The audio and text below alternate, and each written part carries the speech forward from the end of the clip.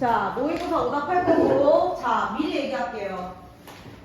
나는 공부 못하고 말고가 중요한 거 아니야. 다음 주부터 멘토링 시작인 거고, 좀 이따 시간 잡기로 하고, 4번 하면 시험이야. 거짓말 아니라. 그치? 너는 3번이야, 어떻게 보면. 근데 일부러 내가 하루 더 부를 거야. 그치? 토요일. 너도 지금 내가 볼 때 3번 아니면 4번이야. 알지? 너도 어쨌든 주말에 다른 과목 해야 될 거 아니야. 그 전날 과목. 그러니까 지금부터 한 수업 한 수업이 너무 소중해. 자, 시작한다. 자, 28번부터 홍계월전부터 해보도록 하겠습니다. 자, 보기를 바탕으로 기억에서 내용을 감상한 내용을 독출하지 않은 것은, 자, 홍계월전. 이거 한 번쯤 교과서에서 나 보지 않았어요? 홍계월전은 주인공, 여기서 계월이라는 애가 나와요. 주인공 이름이겠죠. 자신이 지닌 우월한 능력을 사회적으로 인정받아 여러 문제를 해결하는데, 이는 기존 여성 영웅 소설의 주인공이 남성의 권위에서 벗어나지 못했던 한계를 탈피한 거다. 하고 싶은 말은 이거야. 이 홍계월전은 주인공이 여자다. 그치? 그리고 특히 계월이 국가에 충성하는 신하이자 국난을 극복하는 영웅으로 그려지는 것도 여성도 삶의 주체로 사회적 자아를 실현할 수 있는 존재임을 보여주고 있다. 또한 여성의 사회 진출이 제한되었던 당대 남성 중심의 사회적 현실과 제도에 대한 비판도 담고 있다. 남성 중심의 사회 현실과 제도에 대한 비판. 야, 이거 얼마나 획기적인 작품이냐. 지금도 써도 여자가 주인공인 거 쉽지 않은데, 그치? 한편 이 작품에 등장하는 남성들은 조선시대의 통념적인 남성상과는 달리 여기 나오는 남성 권위적이지가 않고 나약해. 그러면 질문. 여기에 대표적인 나약한 남자 누구였습니까? 어? 여공 아니에요. 여공 시아버지인데 시아버지 아닙니다. 누구야?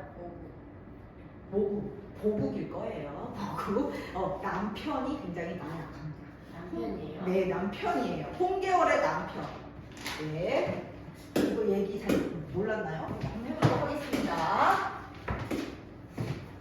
앞부분 줄거리. 명나라 시절 홍실왕과 부인 양씨 사이에서 태어난 계월. 야, 아빠 이름이 홍으로 시작해. 그러니까 딸 이름도 당연히 뭐겠어요? 홍계월이겠죠. 아빠의 성을 따라. 자, 실왕과 부인 양씨에서 태어난 계월은 남장을 한 채 길러진다. 이후 장사랑의 난으로 부모와 헤어진 계월은 여공에게 구출된 뒤 이 사람이 도와줬대. 그치? 조력자야. 이름을 평국이라고 고친다. 야, 고전소설이 왜 어렵냐면요, 계월이라고 불렀다가 똑같은 말로 뭐라고도 불러?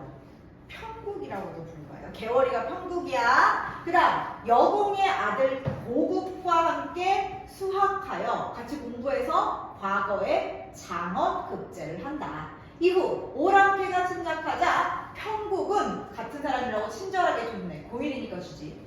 원수 보국은 중군장이 되어 이를 평정한다. 자, 원수가요, 어떤 단체의 가장 높은 넘버원이야. 중군장은 그 밑에서 도와주는 사람이야. 그러면 지금 계월이가 높은 거야, 보국이가 높은 거야? 그러면 여자가 높은 거야, 남자가 높은 거야? 그러니까. 그래서 이거 되게 특이한 작품이라니까. 이후 평국이 여자임이 밝혀지지만 임금님이 천자는 그녀를 벌하지 않고 보국이랑 어떻게 했대? 결혼시켰대. 야, 그러니까 보국이 남편 맞잖아. 여기서 알려줬잖아. 야, 꼭 고전소설 이 세상에 다 읽어야 돼? 앞부분 줄거리 안 읽으면 돼, 안 돼? 내가 얘기하죠. 소설 읽으면서 중략 부분 줄거리나 앞부분 줄거리는 무조건 어떻게 해야 된다? 엄청 열심히 잘 꼼꼼하게 읽어야 된다. 됐지? 자, 그 다음 간다. 자, 이때 남관장이 장계를 올리거늘 어떤 글을 올렸대. 천자가 급히 뜯어보았다. 오왕과 초왕이 반역하여 지금 황성을 침범하려고 합니다. 오왕은 구덕지로 대원수를 삼고 초왕은 장맹길로 선봉을 삼아 장수 천여 명과 군사 10만을 거느리고 쳐들어왔습니다. 자, 질문해봐. 질문해볼게. 오왕과 초왕은 지금 세모야 동그라미야? 좋은 애 나쁜 애? 나쁜 애. 딱 반역한대잖아. 그러면은 얘네들한테 세모를 그어. 그걸 읽으면서. 됐지? 그 다음 호주 북쪽 지방의 10여 성으로부터 항복을 받고 형주자사 이왕태를 베고 마구 쳐들어오고 있습니다. 이왕태는 배임을 당한 거니까 나쁜 놈은 아닌 것 같고, 소장의 힘으로는 방비할 길이 없어 소식을 올립니다. 원하건대 항창은 어진 명장을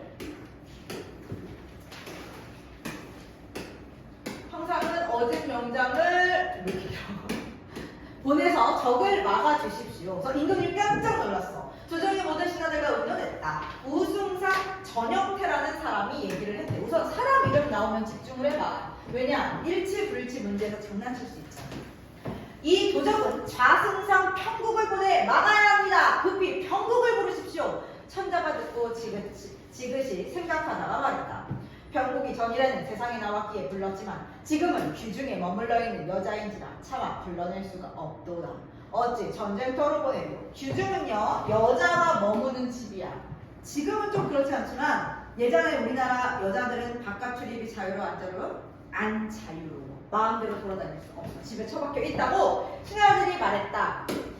평국이 지금 귀중에 있으나 이름이 조야예이고 또한 장록을 거두자. 야, 별표에서 다들 알려줬네. 조야는 뭐 조정과 민간에 있고 장록이라는 거는 녹봉을 받고 있대. 계속 월급 받고 있대. 공무원 월급. 어찌 귀중에 있다 하여 거리뛰겠습니까? 천자가 마지못해 급히 평국을 불러냈다. 이때 평국이 귀중에서 홀로 지내면서 날마다 수녀들과 함께 장기와 가국으로 세월을 보내고 있었다. 사관이 와서 천자가 부르는 명령을 전하자 평국이 깜짝 놀라 급히 여자 옷을 벗고 조복으로 갈아입은 후에 관직 옷을 입은 후에 사관을 따라 들어가 천자 앞에 엎드렸다. 천자가 매우 기뻐하며 말했다. 네가 귀중에 머문 후로는 오래 보지 못하여 밤낮으로 보고 싶더니 이제 경을 보니 매우 기쁘도다. 내가 덕이 없어 지금 오나라와 초나라 양국이 반역하여 호주 북쪽 지방을 쳐서 항복을 받고 남관을 해치고 황성을 침범한다고 하니 경은 나라와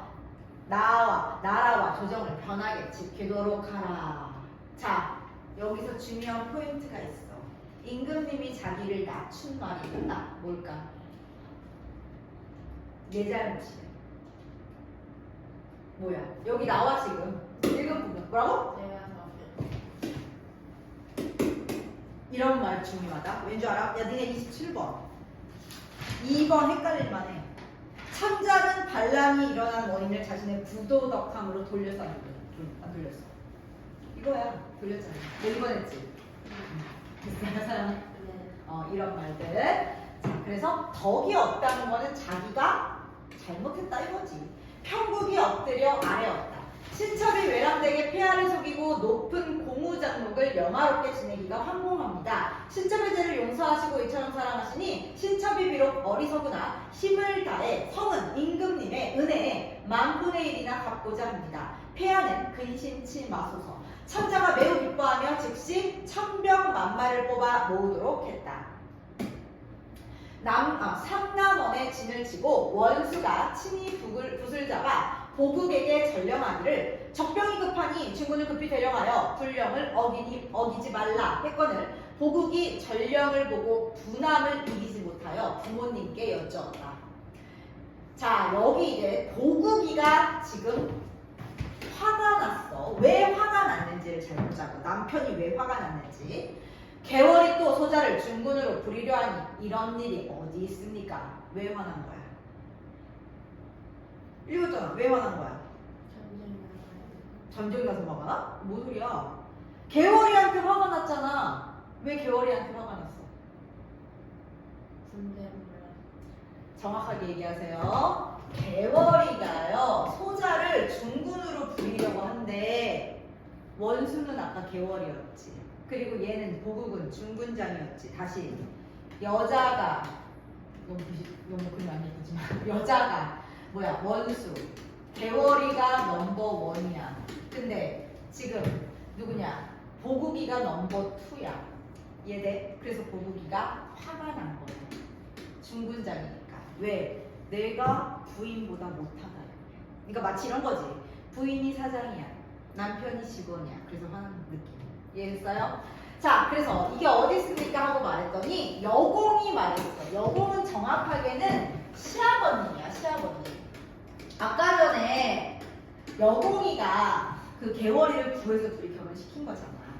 전일은 너에게 무엇이라 이르더냐? 개월을 과일시 무시하다가 이런 일을 당하니 어찌 그르다 하리오. 국사가 매우 중하니 어떻게 해볼 수가 없다. 여공이 보국에게 박비가라고 재촉했다. 보국은 할 수 없어 갑주를 감추고 진중에 나아가 원수 앞에 엎드리니 홍원수가 분부했다. 만일 명령을 거역하는 자가 있으면 군법을 시행할 것이다. 보국이 두려워하며 중군 처소로 돌아와 명령 내리기를 기다렸다. 홍원수가 장수들에게 각각의 임무를 정하고 추구월 갑자일에 행군했다. 11월 초일 이래 남관에 광도하여 3일 동안 군사를 머물게 하고 즉시 떠나 5일에 전촉산을 지나 영경로에 다다랐다.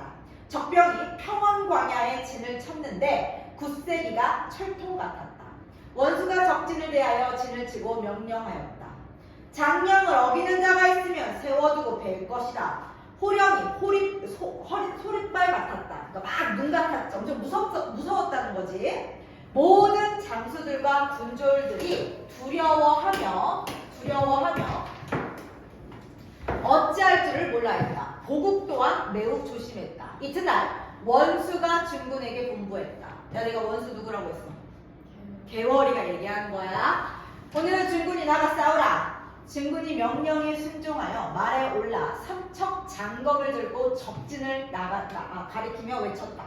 나는 명나라 중군대장 보국이다. 대원수의 명을 받아 너의 머리를 배려하니 너희는 밥비나와 칼을 맞으라 하고 지금 남편 설치고 있는 거야. 적장 온평이 이 소리를 듣고 대로 크게 클 때 화낼 노야. 크게 화가 난 거야. 대로 정도는 알아야지. 크게 화가 나서 말을 몰고 나와 싸웠다. 세 번을 채 겨루지도 못하여 보국의 칼이 빛나더니 그 순간 은평의 머리가 말 아래로 떨어졌다. 적장 은평이 은경이라는 사람이 은평의 죽음을 보고 분을 내며 말을 몰아 달려들었다. 보국이 승리의 기세가 등등하여 창검을 높이 들고 싸웠다. 여기까지 보국이 너무 잘한다. 어쩌면 보국이가 개월이보다 승진할 수도 있을 것 같은 느낌이, 그치?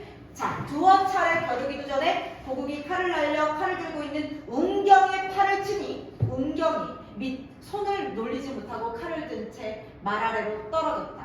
보국이 은경의 머리를 베어들고 본진으로 돌아오고 있었다. 그러니까 지금 보국이는 은경이랑 은평이 다 지금 죽인 상태야. 근데 그때 적장 구덕지가 크게 모아여 장검을 높이 들고 말을 몰아 고함치며 달려들었고 또 난데없는 적병들이 사방에서 달려들었다.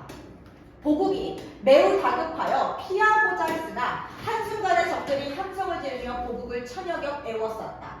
사세가 위급함에 보국이 하늘을 불어러 탄식했다. 이때 두두둥 원수가 장대에서 북을 치다가 보국의 위급함을 보고 급히 말을 몰아 장검을 높이 들고 좌충우돌하여 적진을 헤치고 들어가 구덕지의 머리를 베어들고 보국을 구해낸 후 몸을 달려 적진 속으로 헤집고 다녔다. 동이 번쩍하더니 어느새 서쪽에 있는 적장을 베고 남쪽으로 가는 듯하더니 어느새 북쪽에 있는 장수를 베고. 자, 이거 누가 베는 거냐? 질문. 이거 누가 베는 거야? 원수. 정확하게는 개월이가 베는 거지. 그치? 자, 좌충우돌하여 적장 50여 명과 군사 1000여 명을 한 칼로 쓸어버리고 본진으로 돌아왔다. 보국이 원수 보기를 부끄러워하니 원수가 보국을 꾸짖으며 조롱했다. 저러고도 평인의 남자라 칭하리요. 나를 업신여기더니 이제도 그러할까 하고 지금 부인이 남편한테 이렇게 비꼬고 있는 거지.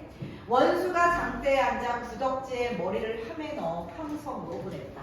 그러면 우리 28번 봤을 거 아니야. 여기 대표적인 남성상과는 달리 나약한 인간이 누구야? 조선시대 통념적이지 않은 나약한 인간 누구야? 대표적인 사람. 보국. 그치? 이해 안 될 거 없지? 자, 그럼 가자. 윗글에 대한 설명으로 가장 적절한 것은, 자, 누구냐? 예세서 몇 번이야 이거? 여기 고사 있어 없어? 고사 있어 없어? 없어. 고사 X. 그 다음 역전적 구석을 통해 3번의 인과관계가 나와요? 그냥 쭉 수능이야. 서술자. 3번이 조금 매력적이다. 그렇지 않아? 고전소설 그러면 서술자 다 있을 것 같지? 근데 앞뒤 다 봐야 될 거 아니야. 서술자가 개입하여 상황, 우선은 여기 자체에 서술자 개입이 없어. 서술자 개입은 대표적으로 그런 거 있잖아. 산천초목이 모두 다 떨면서 눈물을 흘리더라. 막 이런 거. 그런 거 없잖아. 그치? 다, 그리고, 자, 4번이죠. 전쟁이잖아. 이거 지금 전쟁이잖아. 전쟁 상황. 인물의 활약상을 구체적으로 묘사해서 긴박해. 그 다음 5번. 현실과 이원실이 왜 나와? 이거 4번. 됐죠? 그 다음 공부입니다. 그리고 난 생각에 이래. 서영 안 보고 이번에 이거 홍계월전 처음 봤어? 네? 이거 홍계월전이라는 이야기를 처음 들었냐고. 네. 내가 볼 때 지금 문제 더 풀어야 돼. 홍계월전은 아주 단골 문제야. 자, 간다. 1번. 남관장은 반란군의 규모와 위세를 구체적으로 언급하면서 조정에 다급하게 도움을 요청한다. 자, 이거 근거 찾아봐. 찾아봐. 반란군의 규모와 위세를 구체적으로 언급하면서 요청하는 거 어디 있어요? 추워 죽겠어. 첫 번째. 응? 읽어봐. 이때 남정관이 저에게 걸리는 응. 천자하고 뜯어봐. 아니, 야, 9페이지에 보면은 하나, 둘, 세 번째 줄 내려가면 장수 천여 명과 군사 10만 명을 거느리고 쳐들어왔습니다. 하고 걔네들이 어떻게 몇 명이 쳐들어왔는지 얘기했지. 이해돼? 그러면서 맨 마지막에 원컨대 황상은 어진 명장을 보내줘서 적을 막아주세요 하고 얘기했잖아. 내가 볼 때 1번은 그런 거의 없을 것 같아. 그 다음 2번. 신천자는 반란이 일어나는 원인은 자신의 부덕함. 아까 내가 가르쳐줬지 다? 2번 매력적인 오답이야. 덕이 없다는 것도 부덕한 거지. 자, 3번. 평동은 자신의 죄를 용서한 천자에게 감사해 하면서 은혜를 갚으려 하고 있다. 어떤 죄를 용서한 건데? 여자인 건데 남자인 척한 거, 남자가 한 거. 그럼 4번. 여공은 사적인 일보다 공적인 일을 중시하면서 고국이 개월의 명령을 따라야 한다. 아까 얘기했잖아. 시아버지가 자기 아들이 나 뭐야 나 부인보다 직책이 낮아 이렇게 얘기했더니 위급한데 해야지. 그치? 그럼 5번. 야, 보국은 개월의 지시를 두둔하는 여공의 말에 불만이 있었어요? 헷갈리면 안 돼. 불만을 표출했더니 여공이 두둔한 거야. 이해됐죠? 그래서 고전 소설은 어렵지는 않아. 전체적으로 내용이. 근데 굉장히 세세해. 일치불일치. 그치? 자, 그 다음 간다. 자, 보기를 바탕으로 감상을 불러 적절하지 않은 거 찾아. 자, 찾아보자. 1번. 기억은 개월이 여성임을 알고 있으면서도 정영태가 장수로서 그녀의 능력을 인정하는 장면. 기억 장면이 어떤 거냐면은 이 도적은 자승상 편국을 보내 막아야 합니다. 급히 편국 불러주세요. 여자 알면서도 그러는 거지. 그러니까 여자를 인정해주는 거에서 통념적인 남상과는 달라. 그치? 그 다음 2번. 니은. 뭐라고 써있냐. 편국이 전일에는 세상에 나왔기에 불렀지만 지금은 귀중에 물러있다. 어떻게 전쟁터를 보내냐? 자, 전쟁터에 개월이 출정해야 한다는 제언은 천자가 망설이는 거 맞죠? 즉, 여성의 사회 진출에 대한 당대 사회 인식, 즉 여자들은 조금 사회적으로 일하기가 그렇다. 그치? 그래서 2번도 맞아. 자, 3번 디귿 한번 보니까 신첩이 비록 어리석으나 힘을 다해 성운의 만분의 1을 갖고자 합니다. 폐하 근심하지 마세요. 자, 나라를 구하기 위해 천자의 명령을 따르는 거 맞죠? 그래서 국가에 충성하는 신하이자 군단을 거듭하는 주체로서 자아 실현하는 거 맞지? 그 다음 리를 봐봐. 동해 번쩍 어느새 서쪽에 있는 적장 뱉고 남쪽으로 가는 듯 하더니 북쪽에 있는 장수 베고 왔다 갔다 하면 다 쓸어버렸어. 자, 리을은 원수 계열이 위기에 처한 중근장 고국을 구하는 적진우를 평정하는 장면. 여성 영웅의 우월한 능력으로 해결. 자, 이제 5번 왜 틀렸는지 봐봐. 저러고도 표현 남자라 칭하리요. 나를 업신여기건 이때도 그러할까? 여기까지는 맞다. 여자라는 이유로 전쟁터에서 자신을 무시한 고국이한테 조롱하는 것까지는 맞아. 여기까지 맞지? 그런데 남성 중심 사회 제도에 대한 비판이야? 그냥 단순하게 남편이 나를 무시했던 거에 대한 반발이고. 이해돼? 만약에 오바해서 홍계월을 무시하는 여자가 있었다고 쳐. 그래도 홍계월은 그 여자한테 이렇게 말했을 거야. 이 보국의 말에 대해서 보국에 대해서 조롱하는 것만 치고 보고서 남성 사회제도에 대한 비판이라고 볼 수 있는 근거가 있어 없어? 없다. 이해됐지? 네. 감사합니다. 그냥 엄마의 사랑. 열심히 듣기로. 오케이? 열심히 듣도록 해요. 자, 그 다음 거. 문항 먼저 딱딱딱 하자. 문항 먼저. 네, 코끼리 이거 조금 슬프지 않냐? 자, 이거부터 해볼게. 32번. 이거 좀 너무 슬퍼. 자, 해보도록 할게요. 자, 코끼리는 더 나은 삶을 꿈꾸며 고향을 떠나 한국으로 돌아온 이주 노동자들이 차별 속에서 속에서 힘겹게 살아가는 모습을 이주 노동자 2세인 나의 시각을 통해 사실적으로 묘사하고 있다. 자, 이거 딱 보면 시점이 뭐겠냐? 1중 한칼차. 그치? 이거랑 내가 볼 때는 이번에 아오켈레 구두로 나온 사람이 나올 수도 있어. 이해됐지? 자, 그 다음 이들은 열악한 주거 환경과 궁핍한 경제적 상황 속에서 사회적 정서적으로 고립된 삶을 살아간다. 특히 네팔인 아빠와 조선족 엄마 사이에서 태어나 편견과 정체성의 혼란 속에서 소외감을 느끼는 나의 모습은 이주 노동자 2세가 마주하는 현실을 드러내고 있다. 또한 이주 노동자가 겪는 문제가 다음 세대에도 이어질 수 있다.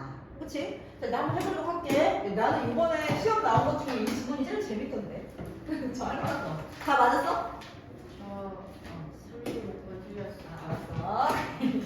하나씩 해요. 자, 볼게.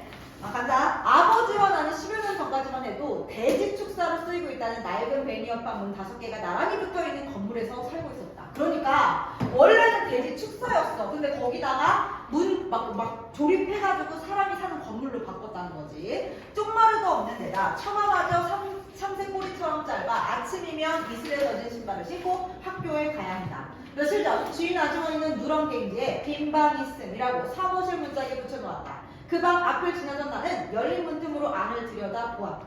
벽에는 얼룩, 곰팡이와 낙서가 가득했고 들뜬 한 갈색 비닐 장판으로는 뽀얀 먼지가 살얼음처럼 깔려 있었다. 비스듬하게 세워진 낡은 캐비넷 뒤쪽 벽에는 쥐가 들락날락 거릴 정도의 작고 색깔한 구멍이 뚫려 있었는데 구멍 주위로 자잘한 시멘트 가루와 흙덩이가 흩어져 있어서 마치 상처 부위에 엉겨붙은 피딱지처럼 보였다. 뭐 시험 문제 굳이 뭐 이런 거 안 나오긴 했지만 비유법을 써가지고 뭐 그 장소를 묘사하고 있다. 그럼 맞겠지? 주교법이 있으니까. 총알에 맞아 쿨럭쿨럭 피를 쏟아내는 심장을 본 것 같은 섬뜩함이 가슴을 일그락트렸다. 그 다음 어쨌든 얘가 지금 머물고 있는 공간이 열악하다는 얘기를 한 거지. 그 방에 살던 파키스탄 청년 알리는 도둑질을 하고 마을을 떠났다. 강풍에 불던 날 밤에 어둠과 소란을 틈타 한 방울 쓰던 비제 아저씨의 돈을 훔쳐 달아난 것이다. 비제 아저씨는 송금 비용을 아끼려고 벽에다가 구멍을 파서 돈을 숨겨놓았다고 한다. 그날 밤 알리가 돈을 꺼낼 때 나던 조심스러운 부스럭거림을 아저씨는 왜 듣지 못했을까? 하긴 이틀 연속 철야 근무에 특근까지 했으니 그럴 만도 하다. 그러니까 피곤에 쩔어서 사느라 이런 소리도 못 듣는다. 여기 아니에요. 그쵸? 게다가 그날따라 이웃일 방글라데시 아주머니의 간단하기는 밤새 잠을 자지 않고 보챘고 저녁 내내 텔레비전 앞에서 시끄럽게 떠들던 1호실 미얀마 아저씨들은 나중엔 치한 목소리로 노래를 불러대기까지 했다. 그러니까 지금 1, 2, 3, 4, 5 있어. 얘는 어디 사는지 잘 모르 이따 나왔는데 자, 2호실에는 방글라데시 있지. 1호실에는 미얀마 아저씨들 있지. 그치? 아까 내가 알기로 3호실에 살았거든? 한번 보자. 사무실이 빈방이었구나. 오케이. 사무실이 빈방이었어요. 여기까지. 그래서 사무실이 빈방이야. 그럼 4, 5 중에 하나네. 그치? 근데 그 방에 살던 파키스탄 아저씨인데 그 방 어딘지 보자. 여기 나다. 4호실에 사는 아버지와 나. 그러니까 나는 어디 산다? 몇 호에 산다? 나 여기에 나가 살아. 그 다음 여기에 도둑, 그 알리 아저씨랑 비제 아저씨가 살아서 도둑 맞으면 나오겠지? 이해됐지? 이렇게 다섯 집이 있는 거야. 돼지 축사를 수리해서 만든 집에. 자, 그 다음에 밤새 일하는 5호실의 러시아 아가씨 마리나는 이게 뭐야? 여기 러시아라는데? 러시아라는데? 그 아까 이 아저씨 이 방 어디냐? 몇 방이야? 사무실에.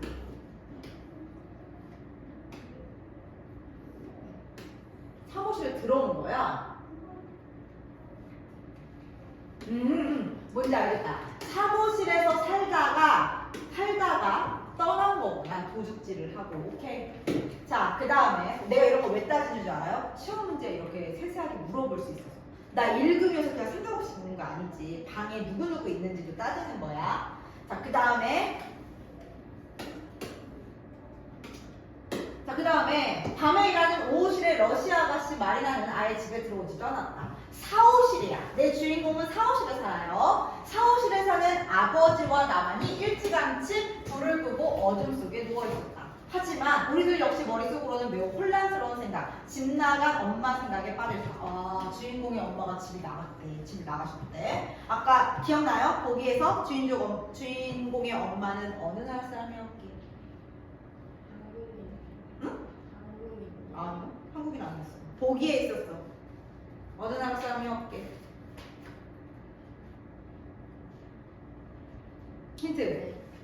조선족. 이해돼요? 이해돼요? 그러니까 얘들아 자꾸 글을 읽으면서 이거 뭐였지 생각해. 맞지? 그 다음에 자, 집 나간 엄마 생각에 빠져 있어서 누군가 돈을 훔치느라고 바스락대는 소리도 못 들었대. 나 사실 알리는 비제 아저씨 아들의 생명을 훔쳐서 도망간 거나 마찬 다름없다. 알리가 훔친 그 돈은 비제 아저씨 아들의 생명이래. 비제 아저씨는 막내 아들의 심장 수술 비용을 마련하려고 여기 왔습니다. 그러니까 비제 아저씨가 왜 한국에 올 수밖에 없었는지를 얘기해주고 있네. 이 마을에선 불행이 너무나 흔해 발에 차일 지경이다. 너무 슬프다. 불행이 너무나 흔해서 발에 차인데. 그래서 웬만한 일에는 누구도 신경 쓰지 않는다. 하지만 비제 아저씨가 그날 새벽에 내지른 절망과 분노에 찬 비명소리는 한동안 잊혀지지 않을 것 같다. 돈을 이제 도둑 맞고서 소리를 지르셨나 봐. 자, 그 다음 안녕? 창문에 매달린 코끼리는 여전히 말이 없다. 무심한 눈길로 먼 곳을 쳐다볼 뿐 7개의 코를 가진 퍼체우라의 은사로 화려하게 수놓인 그 코끼리는 원래 인도 신들의 왕 인드라를 태우는 구름이었다고 한다. 야, 퍼체우라 뭔지 나와있죠? 뭐라고 나와있어? 네팔 남자들이 몸에 걸치는 직사각형의 천, 그러니까 이 네모난 천에 코끼리가 그려져 있다는 거야. 그래서요, 창문에 퍼체오라를 달다가 그 이야기를 들은 나는 흥분해서 아버지를 재촉했다. 어느 날 창조주 브라마가 세계의 알을 깨트리면서 코끼리의 격이 낮아져 그만 우주를 떠받드는 기둥이 되었단다. 자, 코끼리가 원래는 신들을 태웠는데 어느 날 갑자기 격이 낮아져서 기둥으로 됐대. 되게 우울한 느낌의 그 내용이죠. 자, 그러니까 나는 눈을 질끈 감았다. 아버지는 슬쩍 내 안색, 얼굴을 살펴봤어. 어차피 그건 힌두교 신할뿐이야. 신이 깨트린 알이란 없어. 아빠가 이렇게 말하는 경우 있어. 자식한테 너무 우울한 얘기를 했잖아. 그러니까 조금 만회하려고 하는 거지. 순간 못대가리에서 미끄러져 엇나간 망치가 아버지의 손톱을 찧었다. 손톱 끝에 침을 바르고 통증을 참던 아버지는 떨어진 못을 찾으려고 두 손을 뻗어 바닥을 더듬었다. 문득 아버지가 코끼리처럼 여겨졌다. 이 주인공은 코끼리와 아빠를 동일하게 보기 시작한 거야. 그치? 구름보다 높은 히말라야에서 태어나 이곳 후미진 공장지대에서 살아가고 있으니 어디선가 노랫소리가 들려온다. 가늘게 떨리는 그 목소리 주인은 이호실의 토야 엄마다. 이호실에는 토야 엄마가 산대. 모레니아의 절로 세이데세. 이거 노래구나. 모레니에 절로 세이데세. 모레니에 절로 세이데세. 날 그곳으로 데려가 주세요. 날 그곳으로 데려가 주세요. 이런 내용의 언어인가 봐. 어느 나라 말인지는 모르겠지만.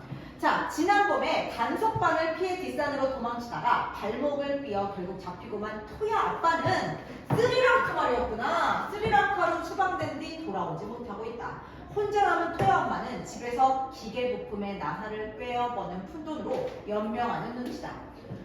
포톨리아, 푸자토레, 게토, 펠레라코, 펠라거리, 모르넷, 아게슈토, 슈두, 바레크, 피레아쇼크, 기독꽃일까? 이 말은 기독꽃을 꺾어 왜 그냥 버렸을까? 사랑하는 사람이 죽기 전에 다시 돌아오세요.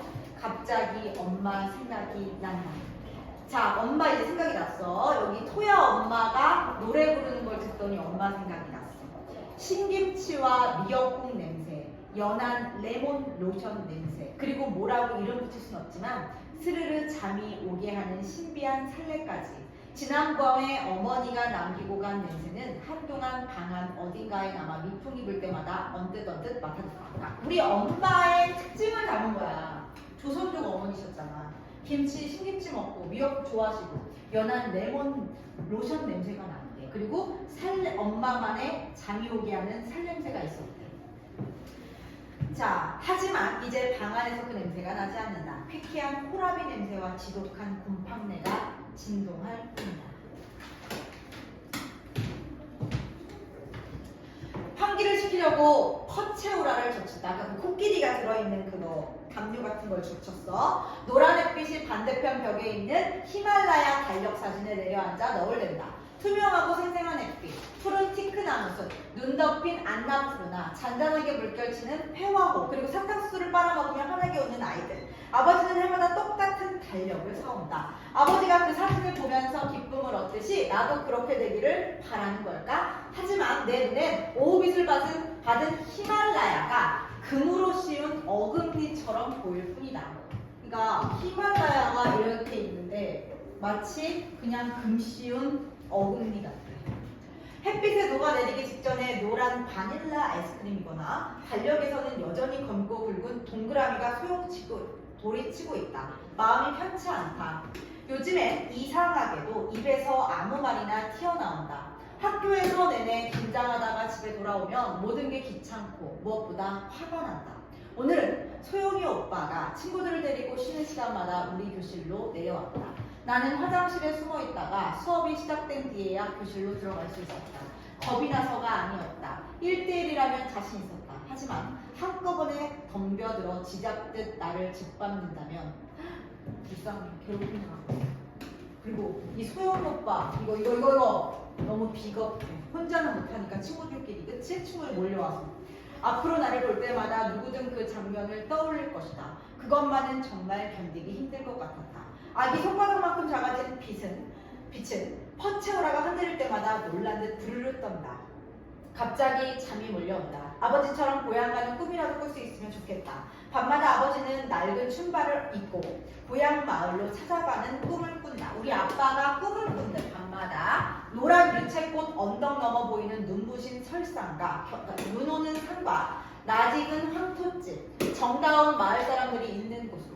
꿈에서 아버지는 가녀린 퉁객꽃과 붉은 비전꽃이 흐드러진 고향집 마당으로 들어서서는 가족과 친지에 둘러싸여 달과 바트, 더르가리, 물소고기, 토마토 양념을 발라본 첼라를 실컷 먹는다고 했다. 하지만 다음날 공항에서 비행기에 오르려고 하며 누군가 아버지의 앞을 가로막으며 거칠게 끌어낸다고 했다. 그럼 아빠가 뭐라 그래? 난 한국으로 돌아가야 돼. 거기 내 가족이 있어. 내 아들이 있다고. 그치?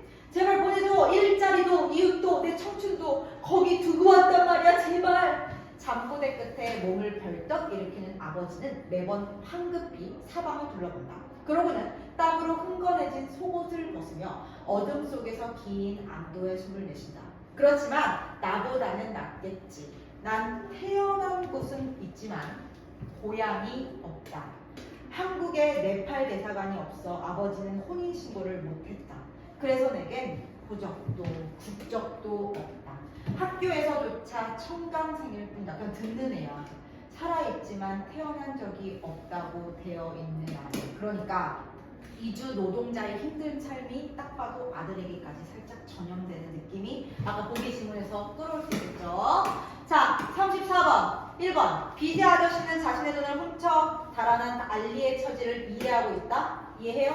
아니죠. 알리가 어떤 마음으로 훔쳐갔는지 몰라. 이 돈 때문에 비디 아저씨 아들 죽을 수도 있는 거야. 수술 못 받아서. 그 다음에 나는 마을에 불행이 잦아 사람들이 웬만한 일에는 무신경하다고 여기고 있다. 이거 근거 문장 찾아봐. 이거 다 2번이잖아. 어떤 걸 보면 알 수 있어? 정확해. A 부분의 밑에서 네 번째 줄. 이 마을에선 불행이 너무나 흔해 발에 차일 지경이다. 그치? 그 다음에 아버지는 힌두교 신화에 대한 나의 반응을 못마땅한 적 없어. 토야 엄마는 스리랑카로 추방된 남편 무책임 아니야. 그리워하고 있지. 아버지는 고향으로 돌아가지 못하고 한국에서 살아야만 하는 현실의 절망? 아니죠. 절망하지 않죠. 오히려 꿈속에서도 한국에 다시 못 올까봐 걱정하고 있지. 그치? 그냥 간다. 기억에서 나 35번 있구나. A에 대한 걸로 적절하지 않은 거. 자, A에 대한 거 부분은 아까 전에 알리가 도둑질한 부분이야. 그치? 자, 특정 사건이 지닌 의미를 서술자가 제시하고 있다. 이 의미가 뭐라고? 이거랑 관련된 거. 사실 알리는 비제 아저씨 아들의 생명을 훔쳐 도망간 거나 다름없어라고 서술자가 그 의미를 얘기하고 있는 거잖아. 그냥 단순한 돈을 훔친 게 아니야. 그다음 두 번째, 특정 사건의 전말을 서술자가 요약적으로, 그치? 이렇게 도둑질한 거에 대해서 요약해서 지금 얘기해주고 있는 거지. 자, 3번. 특정 사건을 일으킨 인물의 내적 동기. 야, 도대체 도둑질을 왜 했는지 알아 몰라? 아, 동기 왜 나와? 이거 사건 아니야. 그치? 자, 특정 사건이 발생한 시점에 주변에서 벌어진 여러 정황들. 자, 정황들 뭐뭐뭐 있었어. 뭐 이 집에서는 뭐 했고 이 집에서는 뭐 했고 근데 안 들렸다는 거 나왔잖아. 그치? 그 다음에 특정 사건의 피해자가 보인 행동에 대한 서술자의 심리적 반응 뭐예요? 서술자의 심리적 반응이 어떤 거예요? 어떻게? 보여주고 있다 했지. 말하지 않았지. 이해돼? A의 마지막 줄 봐봐. 하지만 비제 아저씨가 그날 새벽에 내지른 절망과 분노에 찬 비명소리는 한동안 잊히지 않을 것 같다. 그 말은 즉슨 서술자의 반응이 그래, 끔찍하게 지금 받아들여졌다. 요 얘기지? 오. 자, 그 다음 기억에서 미움에 대한 예로 가장 적절한 것은 자, 기억 봐봐. 돈. 경제적으로 풍족해지고 싶은 비제 아저씨야. 맞을 수도 있지. 근데 중요한 거는 아저씨의 물질적 욕망이 담긴 게 아닌 게 이 돈은 어떤 돈이야?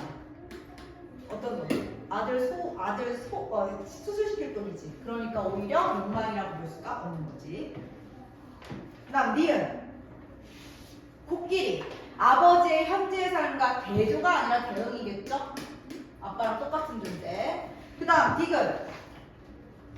디귿이 뭐야? 노랫소리. 부재하는 가족에 대한 나의 그리움의 정서. 그쵸? 내가 토야 엄마 노래 듣다 우리 엄마 떠올리는 거잖아. 그치? 그 다음 4번.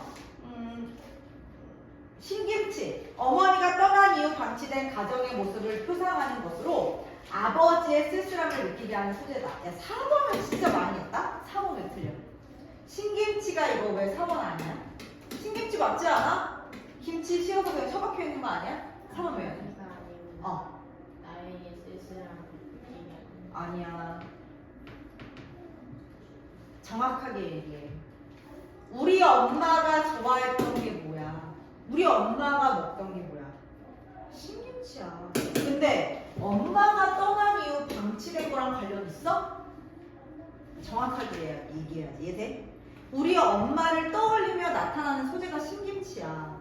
야, 겉절이 좋아하는 사람도 있지만 신김치 좋아하는 사람도 있잖아. 그런데 엄마가 떠나서 내가 신김치 먹는 거야? 아니라고. 그럴듯하게 만들어낸 손지야. 이해돼요? 그다음 5번. 아버지가 고향에 대해 느끼는 감정을 나에게 공감하게 되는 소재가 바로 달력사진. 자, 나 공감해 안 해? 나는 그 아까 전에 히말라야 보면서 어금니 같다고 생각했던 거잖아. 공감하지 못해요.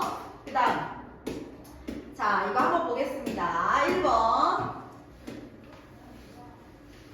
아버지와 나가 대지 축사를 개조한 낡은 베니어판 문 5개가 나란히 붙어있는 건물에서 살고 있는 거는 열악한 거. 당연히 맞겠지? 그치? 열악하지? 2번. 혼자 남은 토야 엄마가 집에서 기계부품의 나사를 깨어버는 푼돈으로 생계 이어가는 모습은 궁핍한 경제적 상황 속에서 살아가는 이주 노동자의 현실. 틀릴 이유가 뭐가 있어?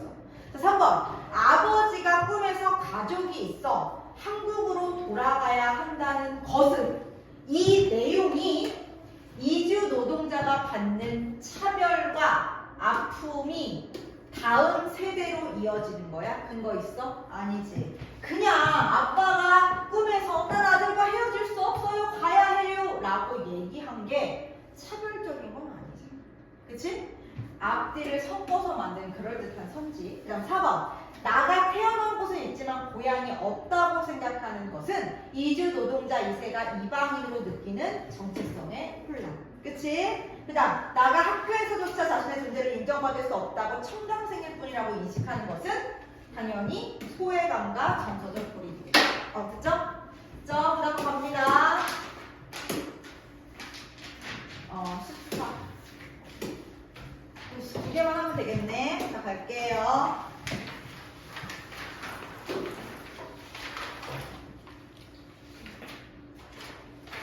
몇 시간이냐? 잠깐 끊었다 갈까? 몇 분 됐냐? 39분밖에 안 됐으니까 하나 더 하고 끊자. 자, 가볼게요. 자, 보기부터 읽어야 되나? 나는 원래 그때 보기부터 읽었거든요? 근데 이거 그냥 바로 가자.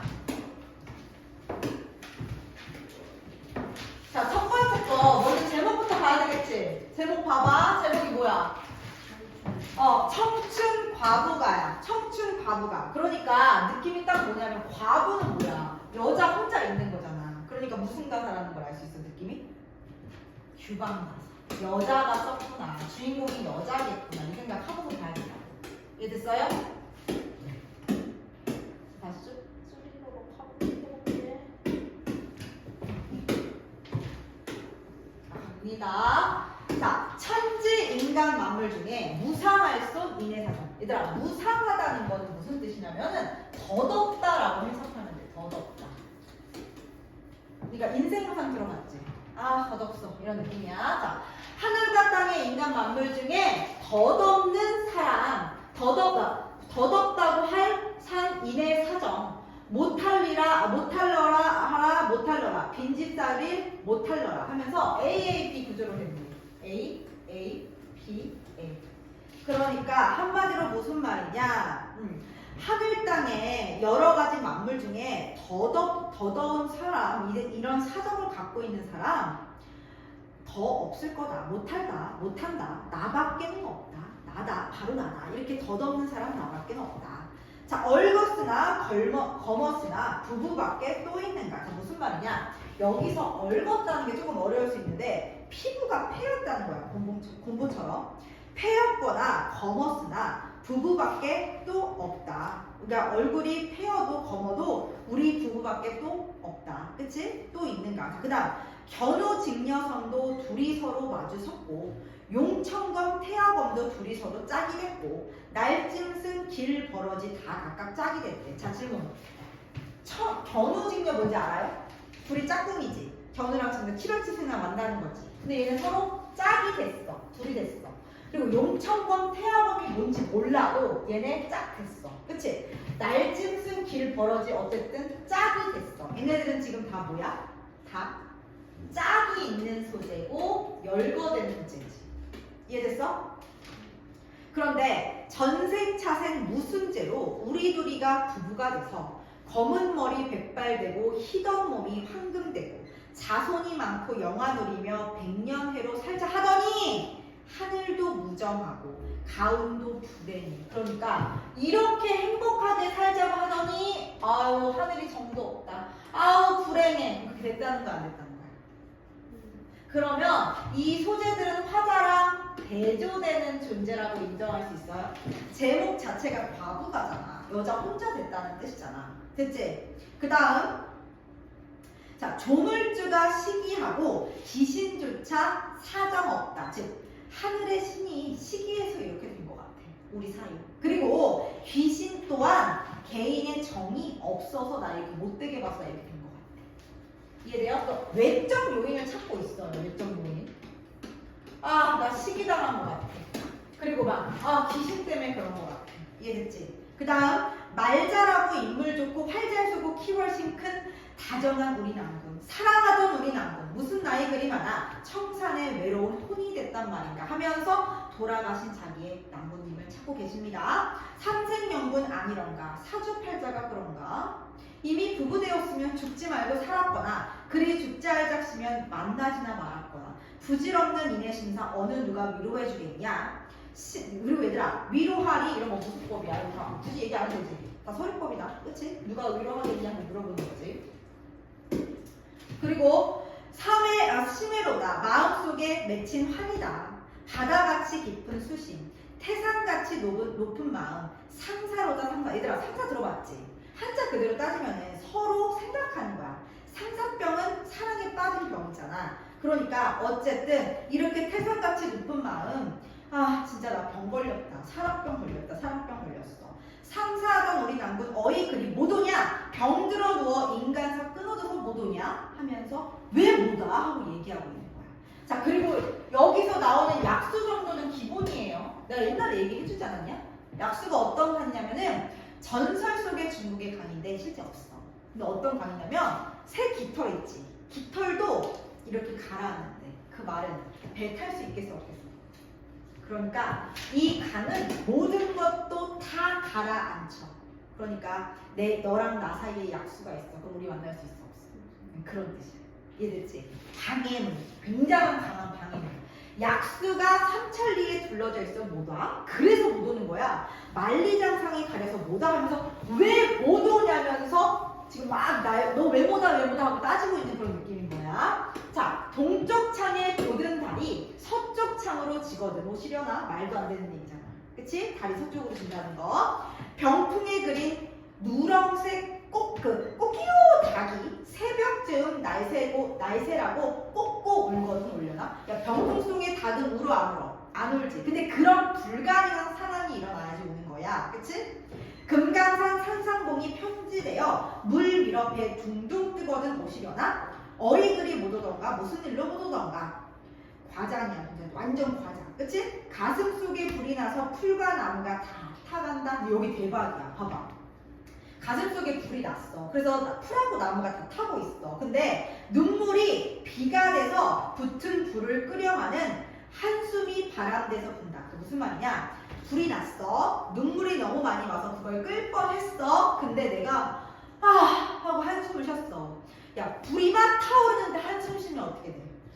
더 활활 타오르지. 그치? 그런 것처럼 한숨이 바람돼서 점점 불어서 구곡강장, 이 간하고 창자가 9번 굽이 썩은 물이 눈으로 솟아날째 구년지수가 되었구나. 한강지수가 되었구나. 어쨌든 내 이 마음이 너무너무 힘든 마음이 눈으로 다 쏟아나서 엄청 넓은 강이 됐구나 하면서 과장법으로 끝나고 있는 거야. 이해됐죠? 이해됐죠? 그래서 요 가와 관련해서는 내가 볼 때 그 교과서에서 어이 못 오던가 사설시도 있어. 고등학교 시험번호 2학년 그거랑 같이 연관해서 나올 수 있을 것 같고. 그 다음에 나도 그냥 바로 해버리자. 짧으네. 그 혹시라도 질문해볼게요. 야, 규방 가사에서 이렇게 길어졌잖아. 그러면 여기가 초장이야. 여기가 종장이야. 그럼 어디까지가 중장이야. 어디가 중장이야? 첫 번째 빼. 마지막 빼. 요만큼이 종장이야. 이해됐어? 가운데 중 마시고 종이라고 해요. 중. 이해돼요? 그러니까 사설시조는 뭐가 길어진 거다? 중장. 이게 되게 치사하긴 한데 사설시조는 종장이 길어졌다 이렇게 낸 적도 있어. 내신에서. 자, 간다.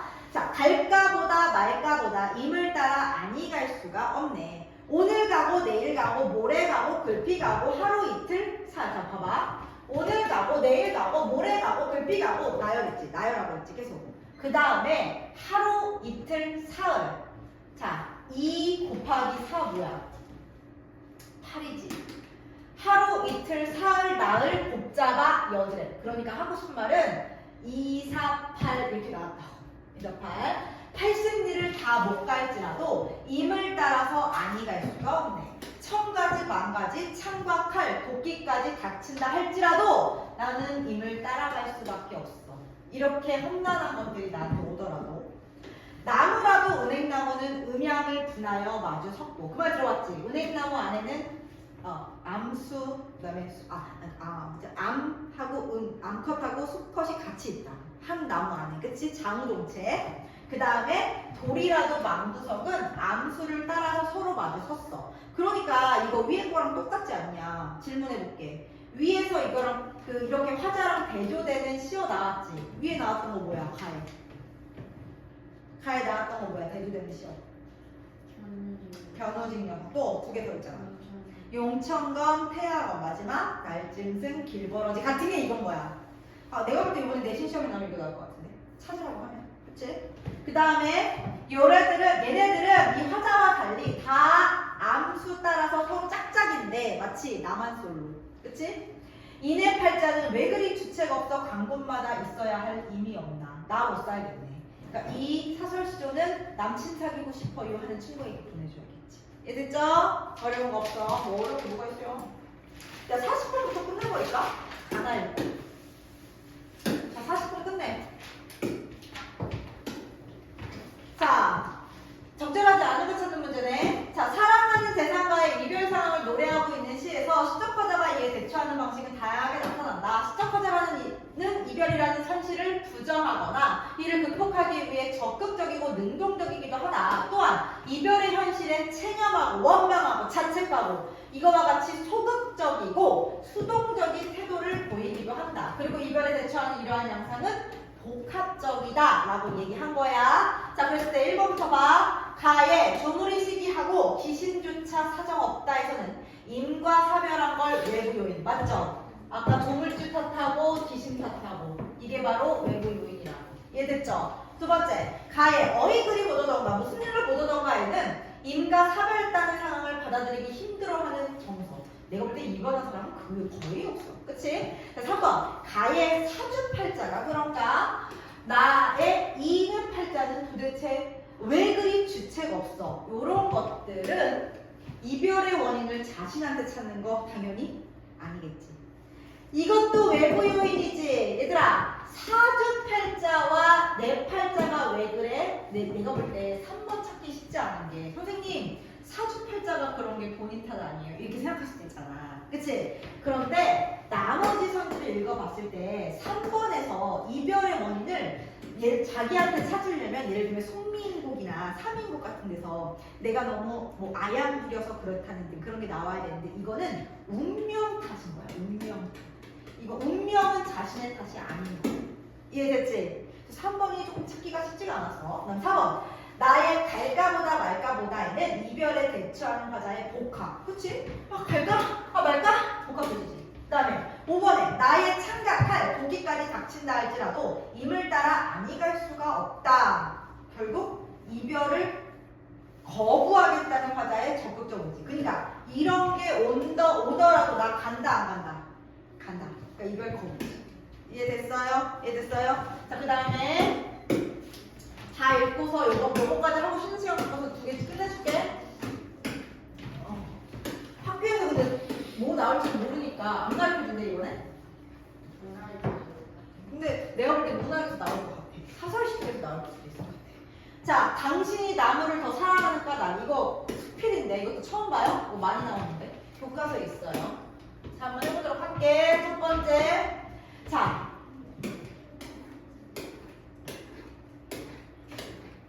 자, 오늘은 당신이 가르쳐준 태백산맥 속의 소나무 숲에서 이 편서를 띄웁니다. 아침 햇살을 빛나는 소나무 숲에 들어서니 당신이 사람보다 나무를 더 사랑하는 까닭을 나 알 것 같아. 그 사람은 사람보다 나무가 더 좋아. 200년, 300년, 더러는 500년의 풍상, 바람과 서리를 겪은 소나무들이 골짜기에 가득합니다. 그 긴 세월을 온전히 바위 위에서 버텨온 것에 이르러서는 차라리 경이가 뭔지 알지? 오, 대단해. 요거잖아. 바쁘게 뛰어다니는 우리들과는 달리 오직 신발 한 켤레의 토지에 서서 이처럼 무람할 수 있다는 게 너무 충격적이고 경이롭대. 하지만 소나무보다 훨씬 더 많은 것을 소비하면서도 무엇 하나 변변히 이루어내지 못하고 있는 나에게 소강리의 솔숲은 마치 회초리를 들고 기다리는 엄한 스승 같대. 어젯밤 별 한 개 쳐다볼 때 100원씩 내라던 당신의 말이 생각납니다. 오늘 소나무 한 그룹 만져볼 때마다 돈을 내야겠지요? 사실 서울에서는 그보다 못한 것을 그보다 비싼 값을 치르며 살아가고 있다는 생각이 듭니다. 언젠가 경복궁 보건공사 현장에 가본 적이 있습니다. 그래서 경험을 얘기하고 있죠. 경험 제시. 일제가 파괴하고 변형시킨 조선 정궁의 기본 궁제를 되찾는 일이 당연하다고 내가 생각했어. 그러나 막상 오늘 이곳 소강리 소나무 숲에 와서는 그런 생각을 반성하게 됩니다.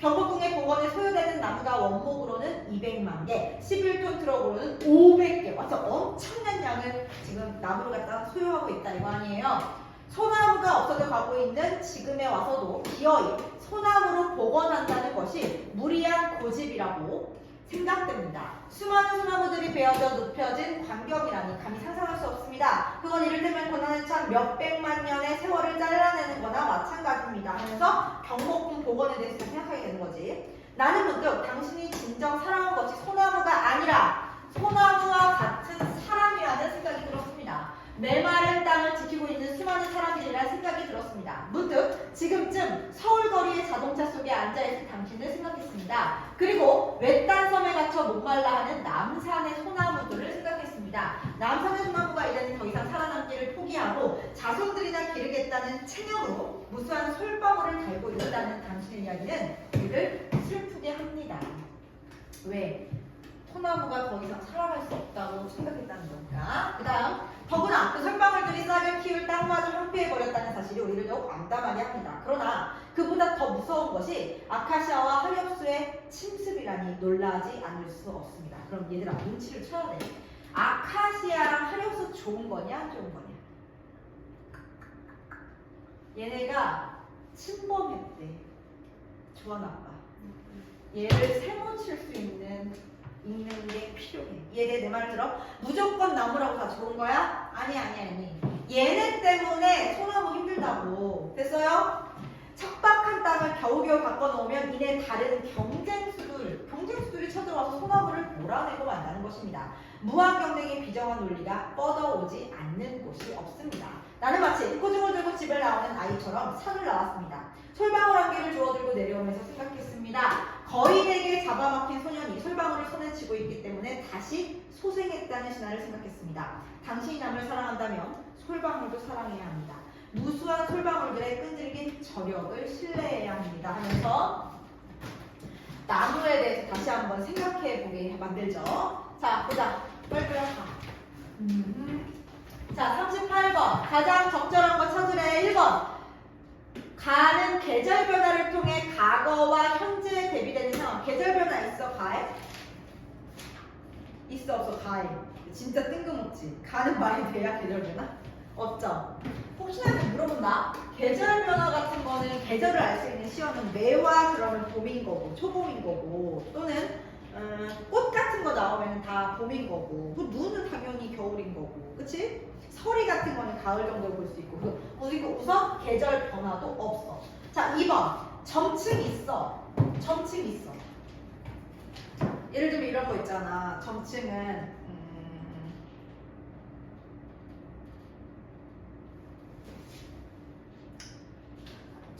요건 나열이기는 하다.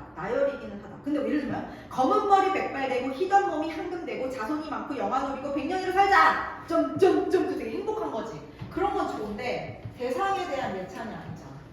확실하게, 그치? 자, 문답법 없어. 다에 문답법 없어. 묻고 답하는 거 문답법이지. 이거 뭔지 아세요? 이거랍니다. 그런 거 없어. 자, 가나모도 열거. 열거 있지? 가의 열거 어딨냐? 봐봐. 세 번째 줄. 여기 하나, 둘, 셋, 네 번째 줄에 겨우 직녀성도 둘이 서로 맞으셨고 용천검 태양검도 둘이 서로 짝이 됐고 날짐승 길벌어지도 다 짝이 됐다. 열거. 그치? 그 다음 나에서도 어떤 게 열거야?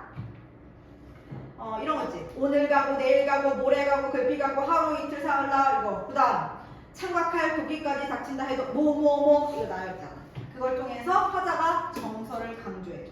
그러니까 나에서는 이런 게 오더라도 난 임과 헤어질 수 없어 사랑해. 그런 느낌인 거지. 그 다음 나다 모두 시간의 흐름에 따라 공간변화 왜 나와 다. 그치? 그죠? 그런 겁니다. A, B에 대한 예로 적절한 것은 A가 뭐냐? 삼천리. B는 80리. 어쨌든 둘 다 거리에 대한 건데 적절한 거 찾으래. A는 삼천리가 어떤 내용이냐? 약수 삼천리에 둘려 있어서 호도니까 하면서 왜 약수 아까 얘기했잖아. 깃털도 가라앉는 거. 못 만나는 단절이야. 단절. 그랬을 때 A만 먼저 봐봐. 뭐 이거 내가 볼 때 될 수 있는 거는 가장 적절한 거 찾을 때 A는 1번은 절대 안 돼. 그치? 확인하고 싶은 거랑 달라. 그 다음 이거 괜찮아. 3번 괜찮아. 혼나네. 근데 거리로 인한 화자의 절망감? 이 거리가 실제 B가 뭐야? 80리를 다 못 갈지라도 2번도 좀 그럴듯하네. 그치? 근데 실제 물리적 거리감이 이렇다는 게 나와 안 나와? 물리적으로 나랑 눈이랑 멀대 가깝대? 알 수 없지. 그냥 표현한 거지. 우리 서로 사이의 거리감을. 그 다음에 이미 가야 할 시? 야, 왜 이미 가야 돼? 내가 임을 좋아해서 마음이 힘든 건데. 그치? 말도 안 돼. 그 다음 A는 임에 대한 화자의 심리적인 거리감. 내가 임한테 거리감을 느껴? 뭔 소리야? 왜 님이 나한테 못 오는지를 얘기하는 거잖아. 그치? 그러니까 다 몇 번이야? 아니 왜 너 나한테 왜 안 오는 건데? 약수가 둘러져 있어서 그런 거야? 약수 삼천리기 때문이야. 지금 이거잖아. 그러니까 단절된 정도를 얘기하는 거고 그 다음에 B는 뭐야? 오늘 가고 내일 가고 모레 가고 어쩌고저쩌고 80리를 간다는 거지. 임을 위해서 내가 임을 위한 사랑을 실현하기 위해서 감내해야 할 정도인 거지. 그치? 가장 적절한 거. 내가 볼 때 이번에 이거 질문 이거 좀 나올 것 같아. 그치? 이게 좀 어렵잖아. 내신에도 굳이 낸다면 40번 했어? 했지? 그럼 41번 간다. 다의 나와 당신에 대한 이해로 적절하지 않은 것은 하고 말하고 있네. 자 보자.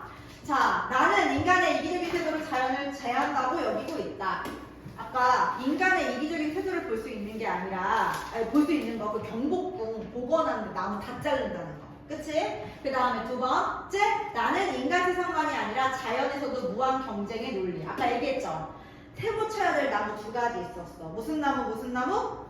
아카시아랑 하룡수. 이해됐지? 그 다음 당신은 나가 소강리 소나무 숲에서 바람직한 삶의 태도를 깨닫는 계기를 마련해 주었다. 맞지? 내가 나무를 보면서 다시 한번 생각하는 수필이니까. 그 다음 4번 나와 당신은 모두 살아남기를 포기한 남산의 소나무에 대한 인식 변화를 드러내고 있다? 아니, 처음부터 끝까지 나무에 대한 나의 인식은 긍정적이야. 그리고 그 나무를 보면서 내가 깨닫는 거야. 그치? 그 다음 5번 나와 당신은 모두 대가를 치르며 감상하고 싶을 정도로 자연이 지닌 가치가 높다고 평가하고 있다. 아까 얘기했지. 아까 찾아봐. 이거 찾으면 정확히 찾아. 나는 뭐라고 해서 대가 내야 된다 그랬고 당신은 뭐라고 해서 대가 내야 된다고 그랬어. 맞아. 어젯밤 별 하나 쳐다볼 때마다 100원 내라. 당신이 그렇게 얘기했어. 그치? 그리고 나는 오늘은 소나무 한 그루 만나볼 때마다 돈 내네. 이해됐지? 정확하게 그걸 찾아야지 대신 다 맞겠지? 이것만 하면 끝이지. 자, 보자. 적절하지 않은 거 찾으세요. 뭐 문학작품에서 작가가 정서를 얘기할 때 사물이나 상황 중에 간접적으로 우회적으로 얘기한다는 거 얘기하겠지. 그 다음에 이때 특정 사물이나 상황은 화자나 글쓰기의 처지와 동일되거나 대조돼서 뭐 심화시킨다는 거 얘기했지. 자, 본다. 가에서 병풍에 그려진 화개가 날 새라고 꽂고 온다는 실현 불가능한 상황을 설정한 것은 이미 다시는 돌아올 수 없다는 화자의 비극적인 인식을 드러내려는 것으로 볼 수 있고, 그치? 비극적이야. 말도 안 되는 불가능한 상황이 일어나기를 바래. 병풍이 뭔지 알죠? 우리 제사 지낼 때 뒤에 두른 거. 거기에 그려진 닭이 뽀뽀거린다는 임파서블. 그 다음 두 번째. 가에서 구곡간장 썩은 물이 눈으로 쏟아 9년이나 흐르고 한강이 되었다는 과장적인 상황을 설정한 것은 오지 않는 님에 대한 슬픔을 부각. 내 구곡간장이 다시 한번 얘기하지만 창자, 내장 이런 게 굽이굽이 9번 꺾였다는 거야. 그래서 그 썩은 물이 눈으로 나온다는 거니까 너무 과장, 너무 끔찍하잖아요. 그래서 이거는 슬픔 부각 맞겠죠? 그럼 3번 가의 견우 직녀성은 화자의 처지와 동일한. 야, 딱 봐도 틀렸지? 이거 화자의 처지랑 동일한 거야? 얘는 짝꿍이 있는 거고 화자 짝꿍이 있는 거야 없는 거야? 다 몇 번이냐? 3번이네. 그리고 나의 은행나무는 화자의 처지와 대조되는 대상으로 임의 부재로 인한 화자의 상실감을 심화시키려는 의도. 은행나무도 어떤 거야 아까? 서로 그 자체로 암수가 있다고 했잖아. 자웅동체라고 했잖아. 이 뒤에 것도 맞네. 자, 그 다음 4번 신바람 켤레에 토지만을 차지한 채 우라방에 서 있는 소나무들은 필요 이상의 많은 소비를 하며 살아오고 있으니에게 반성하게 한다. 맞지? 인간과 대조되는 존재지. 그 다음 다의 솔방울 한 개는 글쓴이에게 황폐해지고 척박해진 환경에서도 희망 품고 살아야 해. 맞죠? 그래서 솔직하게 내가 생각했을 때 문학은 그렇게 어렵지 않았어. 그쵸? 쉬는 시간 갖고 와서 맨 마지막 시랑 비문학 그 내신 설계 있지? 그것까지 하고 진로 나온다.